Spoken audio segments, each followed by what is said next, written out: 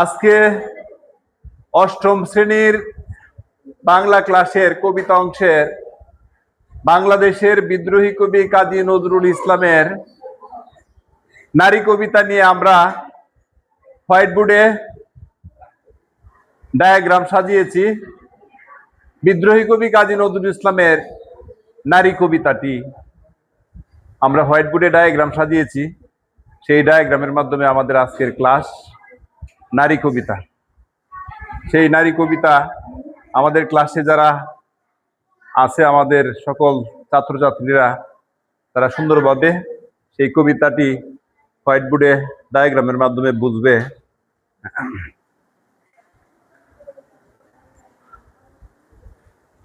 নারী কবিতা লিখেছেন কাজী নজরুল ইসলাম।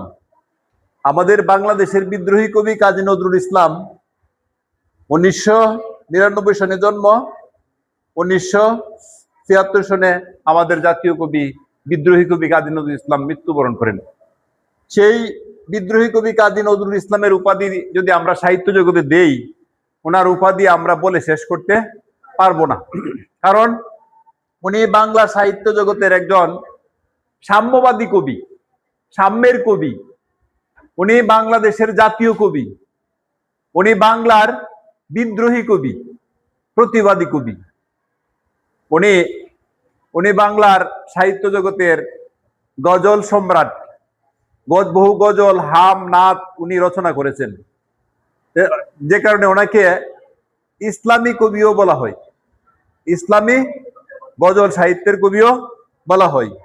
যে কারণে আমাদের বিদ্রোহী কবি কাজী নজরুল ইসলামের সাহিত্য জগতের সাহিত্য ভান্ডারের কোনো অফুরন্ত, তার কোনো সীমা নেই।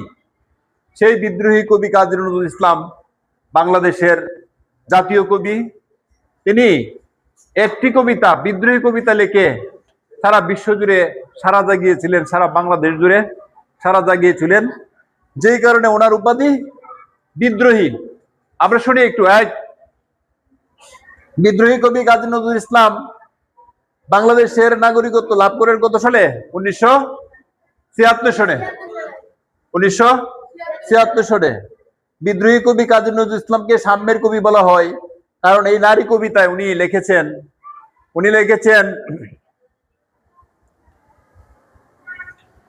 এই পুরুষ ধরেছেন হাল, নারী ধরেছে জোয়াল।